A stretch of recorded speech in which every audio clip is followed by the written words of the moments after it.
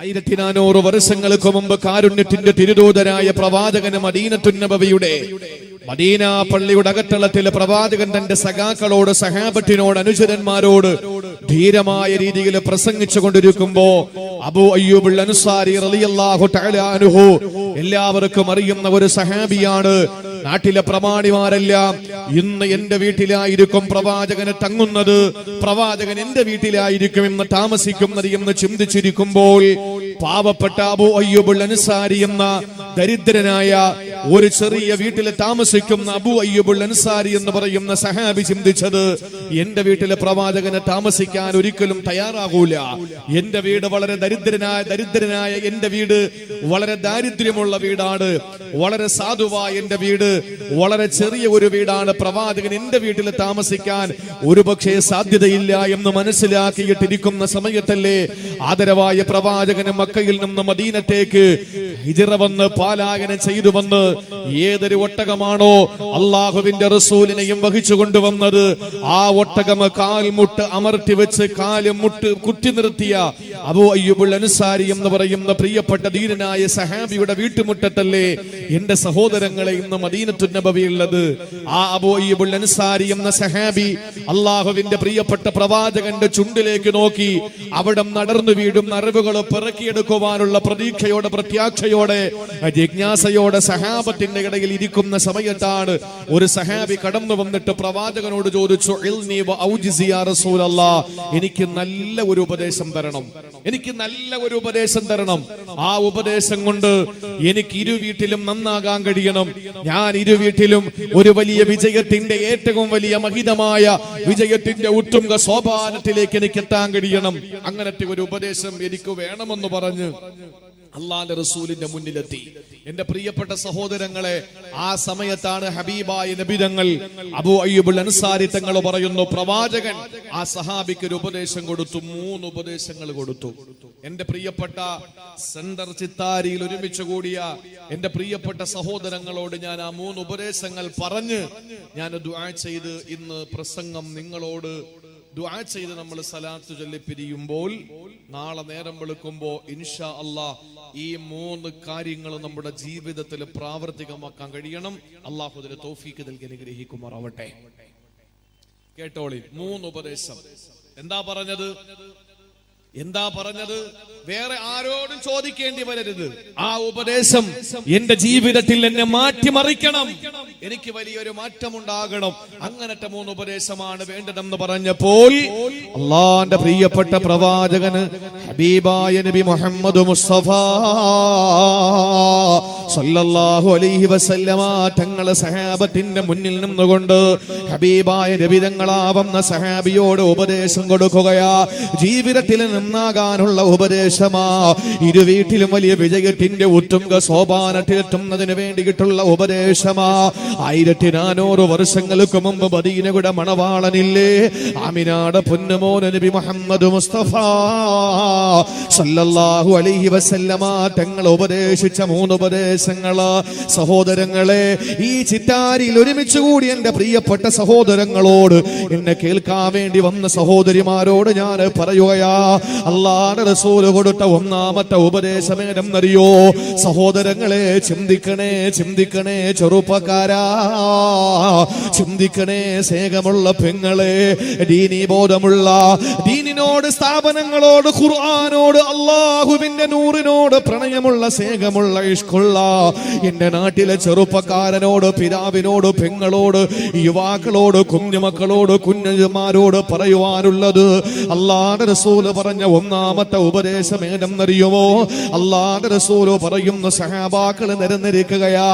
ജീവിതത്തിൽ വിജയിക്കാനുള്ള ഉത്തമ ഉപദേശത്തിൽ 1ാമത്തെ ഉപദേശം അല്ലാഹുവിന്റെ റസൂൽ പറയുകയാണ്, ഇദാ ഖുംത ഫീ സ്വലാതിക ഫസല്ലി സ്വലാത മുബദ്ദിഈ. പൊന്നുമോനെ, അള്ളാന്റെ മുമ്പിൽ കൈകെട്ടി നിൽക്കുമ്പോ കാസർഗോഡ് ജില്ലക്കാരാ, ചിറ്റാരിൽ ഒരുമിച്ച് കൂടിയ പ്രിയപ്പെട്ടവര്, അള്ളാന്റെ മുന്നിൽ കൈകെട്ടി നിൽക്കുമ്പോ എങ്ങനാണ് നമസ്കരിക്കേണ്ടതെന്നറിയോ?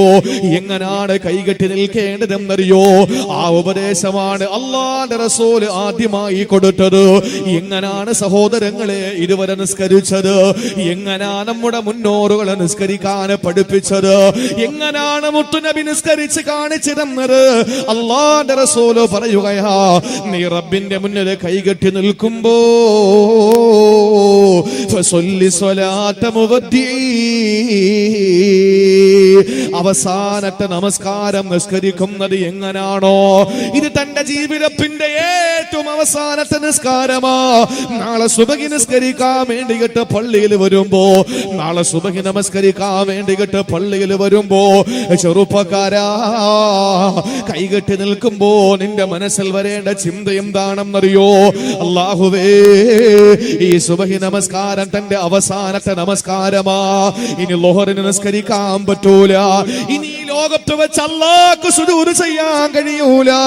എന്തുകൊണ്ടെന്നറിയോ? ഈ ലോഹറിന് ബാങ്ക് കൊടുക്കുമ്പോ ഞാൻ പള്ളിപ്പറമ്പിലെ 6 അടി മണ്ണിനടിയില, പള്ളിപ്പറമ്പിലെ ശ്മശാനത്തിലെ 6 അടി മണ്ണിനടിയിലാണ് ഞാനുള്ളത്. എന്തുകൊണ്ടാണ്? ഞാൻ മരണപ്പെട്ടു പോകും. ഇത് തന്റെ അവസാനത്തെ നമസ്കാരമാണ്. ഈ ഒരു ചിന്തയോടെ നിസ്കരിക്കു ചെറുപ്പക്കാരാ, ഇങ്ങനെ ഒരു ചിന്തയോടെ നിസ്കരിക്കണ്ട പെങ്ങളെ. അതാണ് റസൂലുള്ള സഹാബിക്ക് കൊടുത്ത ഒന്നാമത്തെ ഉപദേശം. എന്തുകൊണ്ടാണ് സഹോദര? ആരുടെ മുന്നിലാണ് കൈകെട്ടി നിൽക്കുന്നത്? ഈ നാഷണൽ ഹൈവേയിലൂടെ 2 വീലർ ഓടിച്ചു പോകുന്നവനാ. ആ സമയത്താണ് ഹെൽമറ്റ് വെച്ചില്ല. അപ്പോഴാണ് പെട്ടെന്നൊരു അറിയിപ്പ് വന്നത്. കാഞ്ഞങ്ങാട് ടൗണില് പിണറായി വിജയന്റെ പോലീസ് നിൽക്കുകയാ. ആ സമയത്ത് പെട്ടെന്ന് പോലീസുകാരനെ കാണുമ്പോ അവന്റെ മുമ്പിൽ തലതുറഞ്ഞു നിൽക്കാൻ, അവന്റെ മുന്നിൽ ഓച്ചാനിച്ച് നിൽക്കാൻ പേടിച്ചുകൊണ്ട് പെട്ടെന്ന് റൂട്ട് മാറ്റി വിടില്ല ചെറുപ്പക്കാരാ. 4 വീലർ ഓടിച്ചു പോകുന്ന പൊന്നുമോനെ, സീറ്റ് ബെൽറ്റ് ധരിക്കാത്തതിന്റെ പേരിൽ വഴിയരികില് പോലീസ് നിൽക്കുന്നെന്ന് ആ അറിയിപ്പ് കിട്ടിയ ആ ഒരു ചിന്ത നിന്റെ മനസ്സിൽ വന്നാൽ എല്ലാ അർത്ഥത്തിലും നീ ഭയന്ന് പോവുകയാ. ചുരുങ്ങിയ 2-3 കിലോമീറ്ററിന്റെ ഉള്ളിലുള്ള അധികാര സ്ഥാനം വഹിക്കുന്ന നിയമപാലകന്റെ മുമ്പിൽ ചെന്ന് നിൽക്കുമ്പോ നിനക്ക് വല്ലാത്ത പേടിയാണെങ്കിൽ എന്റെ പൊന്നു ചെറുപ്പക്കാരാ, കൈകെട്ടി നിൽക്കുമ്പോ നീ ആരുടെ മുന്നിലാടാ നിൽക്കുന്നത്? ലോകം മുഴുവൻ സൃഷ്ടിച്ച അവസാന സംഹരിക്കുന്ന സർവേശ്വരനായ സർവാദിനാഥനായ സർവഗുണ സമ്പൂർണനായ സർവലോക സൃഷ്ടിസ്ഥിതി സംഹാരകർത്താവായ അല്ലാഹു റബ്ബുൽ ഇസ്സത്തിന്റെ മുമ്പിൽ കൈകെട്ടി നിൽക്കുമ്പോ, അത് നിന്റെ വീട്ടിലാകട്ടെ, അത് നിന്റെ പള്ളിയിലാകട്ടെ, അത് എവിടെയായിരുന്നാലേ കൈകെട്ടി നിൽക്കുമ്പോ അത് പടച്ചവന്റെ മുന്നിലാണ് നിൽക്കുന്നതെന്ന ബോധം വന്ന, അള്ളാന്റെ മുമ്പിലാണ് കൈകെട്ടി നിൽക്കുന്നതെന്ന ചിന്ത വന്ന ചെറുപ്പക്കാരാ, നിനക്ക് ചിന്ത വരേണ്ടത് ഇത് തന്റെ അവസാനത്തെ നിസ്കാരമാ.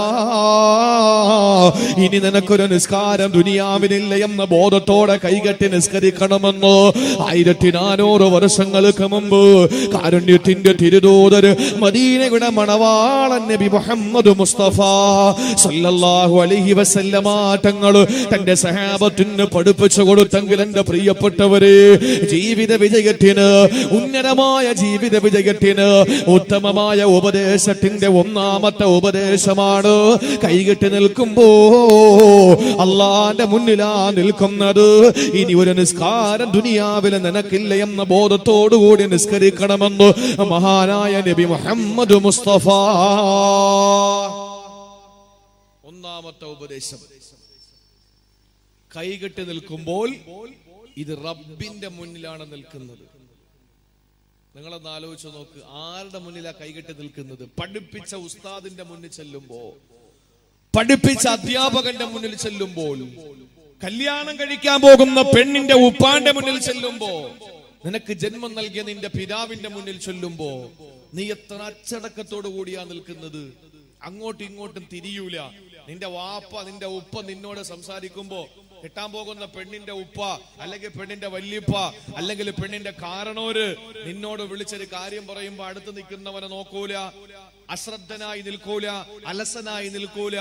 ആ പറയുന്നത് മുഴുവനും അദ്ദേഹത്തിന്റെ ചുണ്ടിലേക്ക്, നിന്റെ കണ്ണുകൾ രണ്ടും അദ്ദേഹത്തിന്റെ ചുണ്ടിലേക്ക് ഇങ്ങനെ ത്രസിച്ച് നിന്ന് എല്ലാം നീ കേട്ടുകൊണ്ട് നിൽക്കും. പക്ഷെ അള്ളാന്റെ മുന്നിൽ നിൽക്കുമ്പോഴോ അപ്പുറത്ത് നിൽക്കുന്നവന്റെ മൊബൈലിൽ നോക്കുക, ഇപ്പുറത്ത് നിൽക്കുന്നവന്റെ പോക്കറ്റിൽ നോക്കുക, മുമ്പിൽ നിൽക്കുന്നവന്റെ പാന്റിന്റെ വള്ളിയിൽ നോക്കുക, പറ്റുമെങ്കിൽ റുക്കൂ ചെയ്യുമ്പോൾ കുനിഞ്ഞ് പുറകെ നിൽക്കുന്നവന്റെ തലയിൽ നോക്കുക.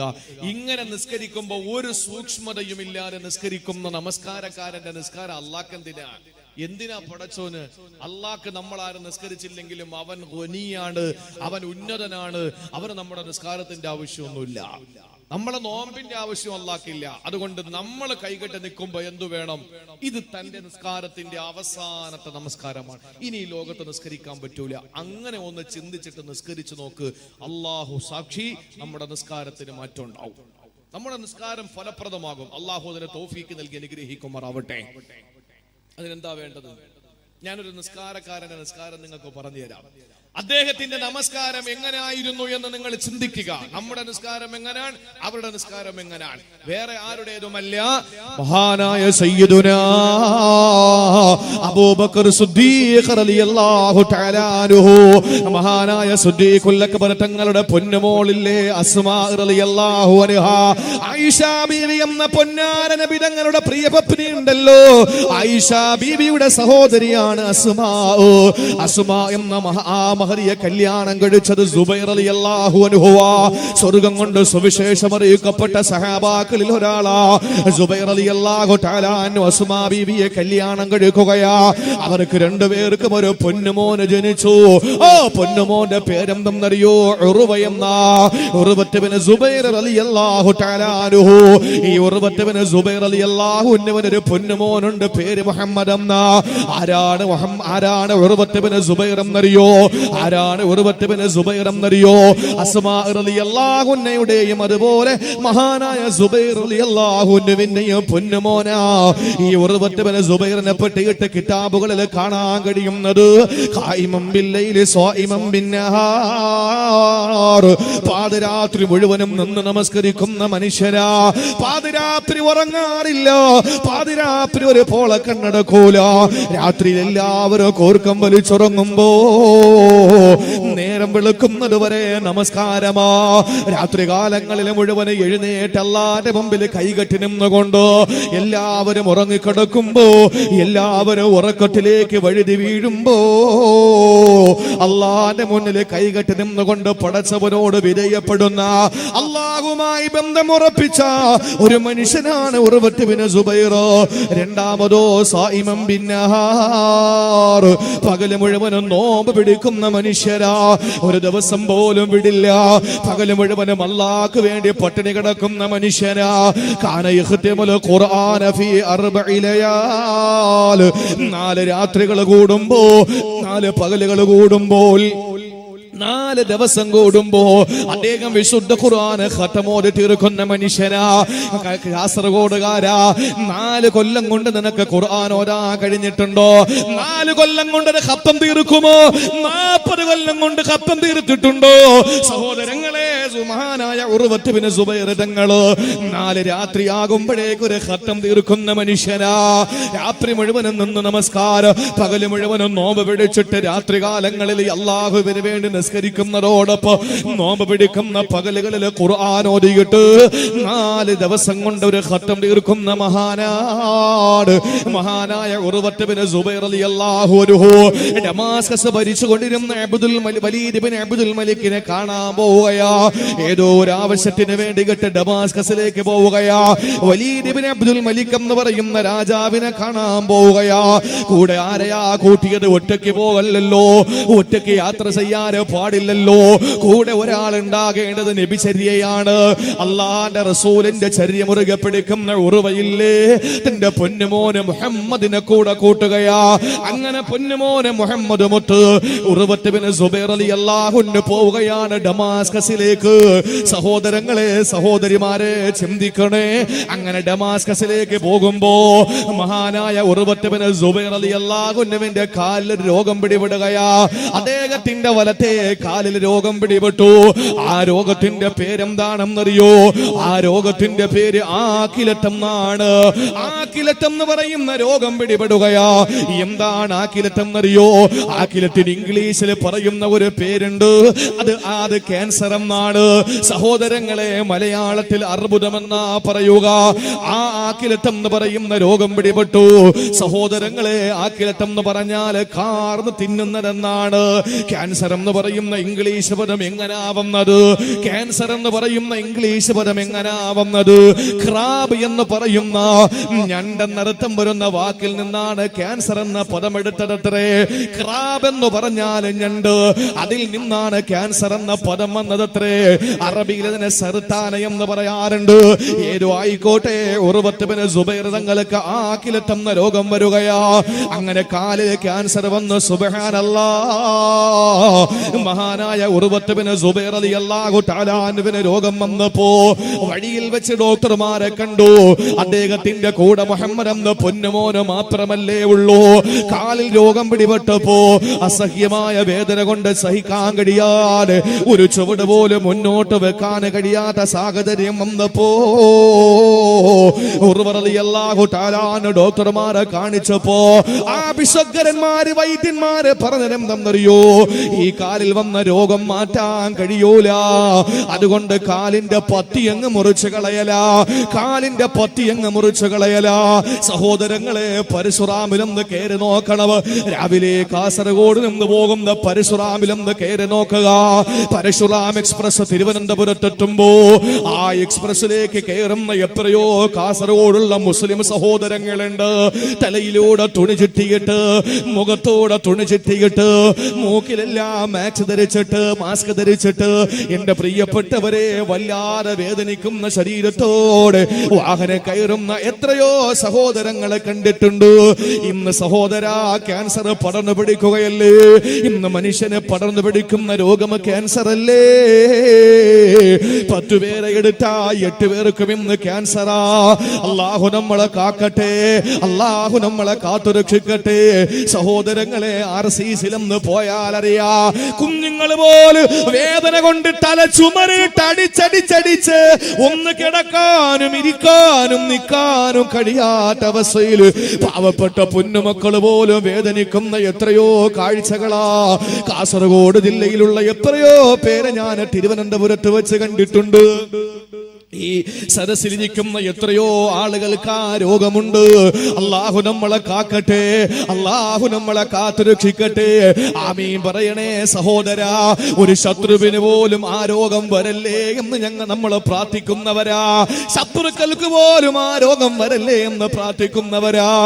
എന്തുകൊണ്ടെന്നറിയോ? ആ രോഗം വന്നാ പിന്നെ രക്ഷയില്ല. ആ രോഗം വന്നാ വല്ലാത്ത അവസ്ഥയാ. അങ്ങനെ ഉർവത്ത് ബിൻ സുബൈർ തങ്ങളെ രോഗം വന്നപ്പോ ഡോക്ടർമാര് പറഞ്ഞു കാലിന്റെ പത്തി മുറിച്ചു മാറ്റണമെന്ന്. ആ സമയത്താണ് ഉർവത്ത് ബിൻ സുബൈർ തങ്ങൾ പറഞ്ഞു, ഇല്ല, കാല് മുറിക്കാൻ ഞാൻ അനുവദിക്കില്ല. എനിക്ക് അവയവങ്ങൾ തന്ന അല്ലാഹുവാണ്. പടച്ചവൻ എനിക്ക് അമാനത്തായി തന്ന അവയവം ഞാൻ മുറിച്ചു മാറ്റാൻ അനുവദിക്കില്ല. വേണമെങ്കിൽ അല്ലാഹു ആ രോഗം മാറ്റിത്തരട്ടെ. അതല്ലെങ്കിൽ രോഗം മാറാതെ എന്റെ കാല് പുഴുത്തങ്ങ് അടർന്നു പോട്ടെ. എന്നാലും എന്റെ കാല് മുറിക്കാൻ ഞാൻ അനുവദിക്കൂല. സഹോദരങ്ങളെ, ഉർവത്ത് ബിൻ സുബൈറിന്റെ കാലിന്റെ മുറിവ്, ആ കാലിന്റെ കണ്ണം കാല് കടിഞ്ഞു, കാലിന്റെ തണ്ടം കാല് കടിഞ്ഞ് മുട്ടിലേക്ക് വ്യാപിക്കാൻ തുടങ്ങി. ആ സമയത്താണ് ഡോക്ടർമാർ വിളിച്ചിട്ട് പറഞ്ഞു, അല്ലയോ ഉർവത്ത്, നിങ്ങളുടെ രോഗം ഇങ്ങനെ കാലിലെ മുട്ടിൽ വരെ എത്തിയിരിക്കുകയാ. ആ കാലിന്റെ മുട്ടുവച്ച് മുറിച്ചു കളഞ്ഞില്ലെങ്കിൽ നിങ്ങളുടെ ജീവന് ഭീഷണിയാ, നിങ്ങളുടെ ജീവന് ഭീഷണിയാ. ആ സമയത്താണ് ഉർവത്ത് ബിൻ സുബൈർ പറഞ്ഞത്, അങ്ങനെ എന്റെ ജീവന് ഭീഷണിയാണ് എന്റെ കാലെങ്കിൽ എന്റെ കാല് മുറിച്ചു മാറ്റൂ.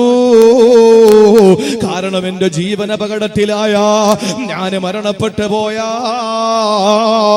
പിന്നെ എന്റെ അല്ലാഹ്ക്ക് ദിക്ർ ചൊല്ലാൻ കഴിയൂലല്ലോ. എന്റെ പടച്ചവനെ തസ്ബീഹ് ചൊല്ലാ, എന്റെ അല്ലാഹുവിനെ സ്തുതികീർത്തനങ്ങൾ പറയാ, എന്റെ വിശുദ്ധ ഖുർആൻ നെഞ്ചോടൊന്ന് ചേർത്തും ഉറക്കെ ഓതാ, എന്റെ ഹബീബിന്റെ പേരിലൊന്ന് സ്വലാത്ത് ചൊല്ലാ, എന്റെ ഹബീബിന്റെ പേരിലൊന്ന് സ്വലാത്ത് ചൊല്ലാ. എനിക്ക് മുബാറക്കായ ദിക്റുകൾ ചൊല്ലി എന്റെ റബ്ബിലേക്ക് അങ്ങ് അലിഞ്ഞു ചേരാ എനിക്ക് കഴിയില്ലല്ലോ. ഞാൻ മരണപ്പെട്ടു പോയാൽ എന്റെ അമലുകൾ അങ്ങ് മുറിഞ്ഞു പോകുമല്ലോ.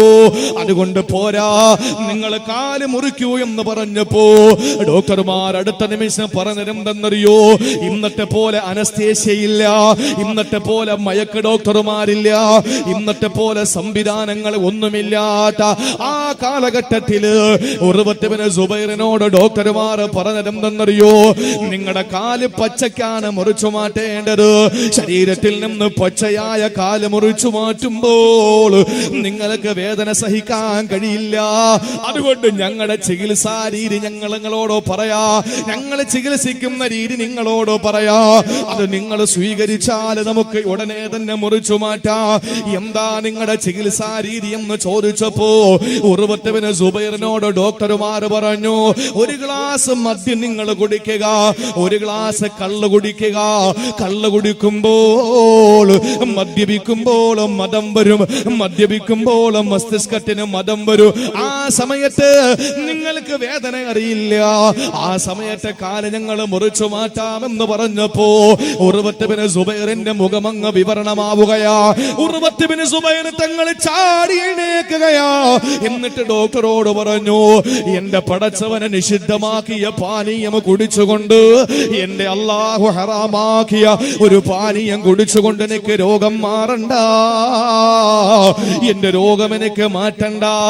നിങ്ങൾക്ക് നിർബന്ധമാണെങ്കിൽ കാല് മുറിച്ചു മാറ്റണമെങ്കിൽ ഞാൻ നിങ്ങളോടൊരു കാര്യം പറയട്ടെ, അതുപോലെ നിങ്ങൾ ചെയ്യുമെങ്കിൽ എന്റെ കാല് മുറിച്ചോ, ഇല്ലെങ്കിലോ വേണ്ട. എന്താ കാര്യമെന്ന് ചോദിച്ചപ്പോ ഉർവത്ത് ബിൻ സുബൈർ തങ്ങൾ പറയുകയാണ്, ഇദാ സ്വല്ലൈതു വസബ്ബഹതു ബിആയാതില്ലാ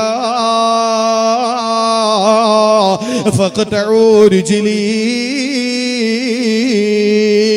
ഞാൻ വുളു ചെയ്ത് 2 റക്അത്ത് നിസ്കരിക്കാം. അങ്ങനെ ഞാൻ കൈകെട്ടുമ്പോ വസബ്ബഹതു ബിആയാതില്ലാ, എന്റെ അല്ലാഹുവിന്റെ ഖുർആനിന്റെ ആയാത്തുകളിലേക്ക് ഞാൻ അങ്ങ് ഇഴുകി ചേരുമ്പോ, ഞാൻ ഖുർആനിന്റെ ആയാത്തുകളുമായി അല്ലാഹുവിന്റെ ഖുർആൻ ഓതി അവനിലേക്ക് ഞാൻ അങ്ങ് ലയിച്ചു ചേരുമ്പോ, ഞാൻ നമസ്കാരത്തിന് കൈകെട്ടി കഴിഞ്ഞാൽ പിന്നെ ലോകവുമായി ഒരു ബന്ധവും വരില്ല. എന്റെ ഹൃദയത്തിൽ എന്റെ പടച്ചവനാണ്, എന്റെ ഹൃദയത്തിൽ എന്റെ പടച്ചവനാ. എന്റെ അകതാരിന്റെ അകക്കാമ്പിൽ ആണിക്കല്ലിട്ട് അനുരാഗം ആരോടുള്ള സ്നേഹമാണോ ഞാൻ ഉറപ്പിക്കുന്നത്, അത് എന്നെ പടച്ച എന്റെ പടച്ചവനാണ്, എന്റെ അല്ലാഹുവാണ്. അതുകൊണ്ട് ഞാൻ എന്റെ പടച്ചവന് വേണ്ടി നമസ്കരിക്കാം. ആ സമയത്ത് നിങ്ങള് എന്റെ കാല് മുറിക്കണേന്ന് പറഞ്ഞു. അദ്ദേഹം കൈകെട്ടി നമസ്കരിക്കുകയാ. സഹോദരങ്ങളെ, കൈകെട്ടിയതിനു ശേഷം ആളുകൾ വന്ന് തൊട്ടു നോക്കി അനക്കമില്ല, ആളുകൾ വന്ന് കുട്ടി നോക്കി ചലനമില്ല. ആ സമയത്ത് അള്ളാന്റെ ഖുർആൻ ഓതിക്കൊണ്ട് നിൽക്കുന്ന മഹാനായ ഉർവത്ത് ബിൻ സുബൈറിന്റെ കാലങ്ങ് മുറിച്ചു മാറ്റുകയാ. കാലങ്ങ് മുറിച്ചു മാറ്റി സലാം വീട്ടിയിട്ട് ചോദിച്ചു, കാല് മുറിച്ചില്ലേ? മുറിച്ചു. നോക്കുമ്പോൾ നയാഗ്ര പോലെ ഒഴുകുകയാ. അദ്ദേഹത്തിന്റെ കാലിന്റെ മുട്ടിൽ നിന്ന് രക്തച്ചാലിട്ടൊഴുകുകയാണ്. ആ സമയത്ത് ഡോക്ടർമാര് പറഞ്ഞു, ഉർവത്തേ, ഇവിടത്തെ ചികിത്സാ രീതി ബ്ലഡ് നിൽക്കണമെങ്കിൽ, ആ ബ്ലീഡിംഗ് അവസാനിക്കണമെങ്കിൽ തിളച്ച എണ്ണയിൽ ആ കാല് മുക്കണം. തിളച്ച എണ്ണയിൽ കാല് മുക്കിയാലേ ബ്ലീഡിംഗ് നിൽക്കൂ. സഹോദരാ, എന്റെ സഹോദരി, അദ്ദേഹം പറഞ്ഞു, ധൈര്യമായിട്ട് മുക്കിക്കൊള്ളുക. അങ്ങനെ തിളച്ച എണ്ണയിൽ ഉർവത്ത് ബിൻ സുബൈർ തങ്ങളുടെ കാലങ്ങ് പിടിച്ചു മുക്കുകയാ. ഉർവർ റളിയല്ലാഹു അൻഹുവിന്റെ ബോധമങ്ങ് പോയി. അല്ലാഹുവേ, കാല് മുറിച്ചപ്പോ എന്തുകൊണ്ടാ വേദനിക്കാത്തത്? കാല് മുറിച്ചപ്പോ എന്തുകൊണ്ടാ ബോധം കെടാത്തത്? അദ്ദേഹം അല്ലാഹുവിന്റെ ആയാത്തുകളിലേക്ക് അങ്ങ് ഇഴുകി ചേർന്നിട്ട് പടച്ചവനുമായിട്ട് അള്ളാഹുമായിട്ടങ്ങ് ലയിച്ചു ചേർന്നിട്ട് അള്ളാഹുമായിട്ടങ്ങ് ഇണങ്ങി ചേർന്നിട്ട് അള്ളാഹുവോടുള്ള സ്നേഹത്തിന്റെ പ്രേമത്തിന്റെ ഇഷ്കിന്റെ ഹുബിന്റെ ആ ലഹരിയിൽ അങ്ങ് ലയിച്ചു ചേർന്നപ്പോൾ ആ മനുഷ്യന് ലോകത്ത് നടക്കുന്ന ഒന്നും അറിഞ്ഞില്ല, ശരീരത്തിൽ നിന്ന് കാല് നീക്കം ചെയ്യുന്നത് അറിഞ്ഞില്ല. സലാം വീട്ടിയിട്ട് ആ കാല് പിടിച്ച് തിളച്ച എണ്ണയിലെന്ന് മുക്കിയപ്പോ വേദന അറിഞ്ഞിട്ട് ബോധം കിട്ടുപോയെങ്കിലോ എന്റെ ചെറുപ്പക്കാരാ, ചിറ്റാരിൽ ഒരുമിച്ച് കൂടിയ പ്രിയപ്പെട്ട ചെറുപ്പക്കാരിയെ, നമസ്കാരത്തിലൊരു കൊതുക് കടിച്ചാ പോലും നമ്മൾ അറിയുന്നു. എന്തുകൊണ്ടാ? നമ്മുടെ നമസ്കാരം റസൂലുള്ള പറഞ്ഞ നിസ്കാരമായിട്ടില്ല. അതുകൊണ്ട് ഇരു വീട്ടിലും ഖൈറിന്റെ അഹ്ലുകാരിൽ പെടണോ, ജീവിതത്തിന്റെ ഉന്നതമായ വിജയം കരകരമാക്കണോ, അതിന് ഉത്തമ ഉപദേശങ്ങളിൽ ഒന്നാമത്തെ ഉപദേശം, നീ നിസ്കരിക്കുമ്പോൾ ഇത് അവസാനത്തെ നിസ്കാരമാണെന്ന ബോധത്തോടെ നിസ്കരിക്കുക. ലോകവുമായൊരു ബന്ധം ഉണ്ടാകരുത്. നമ്മളെ സെൻട്രൽ ചിത്താരിയിൽ നിസ്കരിക്കാൻ വേണ്ടി വന്നപ്പോ രണ്ട് ചെറുപ്പക്കാര് ഒളിച്ചു നിന്നിട്ട് നമ്മളെ ആക്രമിക്കാൻ വേണ്ടി വന്നു. സുജൂദിലേക്ക് വീണപ്പോൾ കമ്പ് കൊണ്ടുവന്ന് തലയിലടിച്ചു. പള്ളിക്കകത്ത് കിടന്ന് വേദന കൊണ്ട് പൊളഞ്ഞു. എന്നാൽ എന്റെ സഹോദരങ്ങളെ, പള്ളിയിലേക്ക് വരുന്ന സമയത്ത് രണ്ട് ചെറുപ്പക്കാര് കമ്പും കൊണ്ട് നിൽക്കുന്നത് കണ്ടപ്പോ യവൻ പറഞ്ഞു, നിങ്ങൾ അടിച്ചോ, കുഴപ്പമൊന്നുമില്ല, പക്ഷേ ഞാൻ നിസ്കരിക്കുമ്പോ നിങ്ങൾ അടിച്ചോളെ, ഞാൻ നിസ്കരിക്കുമ്പോ നിങ്ങൾ അടിച്ചോളെ, അല്ലാതെ അടിക്കരുത്. ഈ പറഞ്ഞ യവൻ കൈകെട്ടി കഴിഞ്ഞാൽ പിന്നെ അവന്റെ മനസ്സുള്ള ചിന്ത എന്തായിരിക്കും? പറയും. കൈകെട്ടി ഒളിച്ചിന്ന് അടിച്ചു, വേറെ ഒരു ചിന്തയില്ല. അടി കിട്ടുന്ന സമയം മുതൽ പിന്നെ അത് അങ്ങോട്ട് വേദനയുള്ളൂ. അതേസമയം കയറിയപ്പോ അടുത്ത് നിൽക്കുന്നവരോട് പറഞ്ഞു, നിങ്ങൾ അടിച്ചോ, പക്ഷേ ഞാൻ കൈകെട്ടുമ്പോ അടിച്ചോ എന്ന് പറഞ്ഞാൽ ആ സമയം മുതൽ അടി കിട്ടുന്ന സമയം വരെ ചിന്ത ഇതാണ്, അടി വന്നില്ലല്ലോ, ഇപ്പൊ വരുമായിരിക്കും, ഇപ്പൊ കിട്ടുമായിരിക്കും, ആ ഒരു ചിന്തയാണ്. അവിടെയാണ് ഉർവത്ത് ബിൻ സുബൈറിനെ നമ്മൾ നോക്കിക്കാണേണ്ടത്. ആരെങ്കിലും ഒളിച്ചു നിന്ന് കാല് മുറിച്ചതല്ല. അവിടെ കൂടിയ ഡോക്ടർമാര് ഒരുമിച്ച് നിന്ന് മുഷാവറ നടത്തി അവരൊരു മീറ്റിംഗ് കൂടി തീരുമാനിച്ച് ഇയാൾ നിസ്കരിക്കട്ടെ, അപ്പോഴും മുറിക്കാം എന്ന് പറഞ്ഞതല്ല. എങ്കിൽ നമുക്ക് സമ്മതിക്കാം, അദ്ദേഹത്തിന്റെ ആ ഒരു ഭയഭക്തിയുടെ കാഠിന്യത കൊണ്ട് അദ്ദേഹത്തിന്റെ കാല് മുറിച്ചതറിഞ്ഞില്ല. പക്ഷേ കാര്യം അങ്ങനെ അല്ലല്ലോ. ഞാൻ നിസ്കരിക്കും, നിങ്ങൾ കാല് മുറിച്ചോളി. അത്രയും വലിയ ഭയഭക്തി നിസ്കാരത്തിൽ വരുന്നത് നമ്മുടെ മുൻഗാമികളുടെ. ഇത് ഒരാളുടെ കഥയല്ല, ഇത് പലതിൽ ചിലതാണ് എന്റെ പ്രിയപ്പെട്ടവരെ. എത്ര അനുഭവങ്ങളിൽ ഒന്നാണ് ഈ അനുഭവം എന്ന് പറയുന്നത്. അല്ലാതെ ഒരിക്കലും നമ്മുടെ നമസ്കാരത്തെ നമുക്ക് അതിൻ്റെതായ രീതിയിൽ നിസ്കാരത്തിൽ കൈകെട്ടി നിൽക്കുമ്പോ ഒരു കൊതുക് ഒന്ന് കുത്തി നോക്കട്ടെ, അപ്പോഴേ നമ്മൾ ഇങ്ങനെ അടിക്കും, നമ്മൾ ചൊറിയും. ഇതല്ലേ നമ്മൾ ചെയ്യുന്നത്? നിസ്കാരത്തിന് വേണ്ടി കൈകെട്ടി നിൽക്കുമ്പോ കറണ്ട് പോയാൽ, കാസർഗോഡ് ജില്ലയിൽ വന്ന കറണ്ട് എപ്പോഴും പോകും അല്ലേ?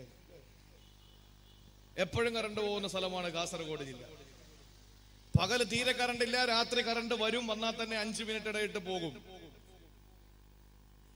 എന്റെ സഹോദരങ്ങളെ, കറണ്ട് പോകുന്ന സമയത്ത് ഫാനിന്റെ ചുവട്ടിൽ നിന്ന് ഒരു മനുഷ്യൻ നിസ്കാരത്തിന് വേണ്ടി കൈകെട്ടിയപ്പോ ഫാൻ കറണ്ടങ്ങ് പോയി. പിന്നെ അവന് എന്തായി? ബട്ടൺ സൂരലായി, കയറ്റി വെക്കലായി, ഇടയ്ക്കിടയ്ക്ക് കൈകൊണ്ട് വീശലായി. നിസ്കരിക്കാൻ പറ്റില്ല. 4 റക്അത്ത് നിസ്കരിക്കാൻ 4 മിനിറ്റ് മതി. അതുപോലും അവന് പിടിച്ചു നിൽക്കാൻ കഴിയുന്നില്ല. ഉർവത്ത് ബിൻ സുബൈർ തങ്ങളെ പോലുള്ള നമ്മുടെ മുന്നോറുകളുടെ ചരിത്രങ്ങൾ അതാണ്. മഹാന്മാരായി നമ്മുടെ മുന്നോറുകൾ, പൂർവ്വസൂരികൾ, അവരൊക്കെ വലിയ ആദരിക്കപ്പെടുന്നത് അതുകൊണ്ടാണ്. നമ്മളെ പോലെയല്ല. അള്ളാഹു നമ്മുടെ നിസ്കാരമൊക്കെ ആ ഒരു നിസ്കാരത്തിന്റെ കോലത്തിൽ അള്ളാഹു ആക്കി അനുഗ്രഹിക്കുമാറാവട്ടെ. നിസ്കാരമില്ലാത്തവന് നരകം, നിസ്കാരമുള്ളവന് സ്വർഗം. ഇതാണ് നമ്മൾ പഠിച്ചു വച്ചിരിക്കുന്ന ഒരു തെറ്റായ ധാരണ. നിസ്കാരം സ്വർഗം ആർക്കാ? ആ നിസ്കാരമുള്ളവൻ. നരകം ആർക്കാ? അത് നിസ്കരിക്കാത്തവന്. ഇതിൽ നമ്മൾ പഠിച്ചു വച്ചിരിക്കുന്നത്. എന്നാൽ അത് അബദ്ധമാണ്, അത് തെറ്റായ ധാരണയാണ്. അങ്ങനെയല്ല. സ്വർഗമാർക്ക് അത് നിസ്കരിക്കുന്നവനാണ്, നരകമാർക്ക് നിസ്കരിക്കുന്നവനാണ്. നിസ്കരിക്കുന്നവന് നരകവും കിട്ടും, നിസ്കരിക്കുന്നവന് സ്വർഗവും കിട്ടും.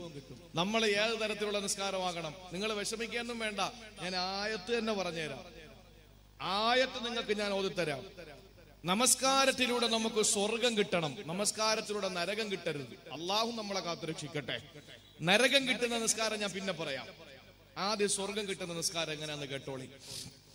ഇങ്ങനെയാണ് അള്ളാഹുവിന്റെ വിശുദ്ധമായ ഖുർആൻ പറയുകയാ, സ്വർഗം ലഭിക്കുന്ന നമസ്കാരം എങ്ങനെയെന്നറിയോ? വിശുദ്ധമായ ഖുർആൻ എടുത്ത് പരിശോധിച്ചാൽ സൂറത്തുൽ മുഅ്മിനൂൻ എന്ന് പറയുന്ന അധ്യായത്തിലൂടെ പടച്ചതമ്പുരാനെ പഠിപ്പിക്കുകയാ. ആർക്കാണ് സ്വർഗം കിട്ടുന്നതെന്നറിയോ?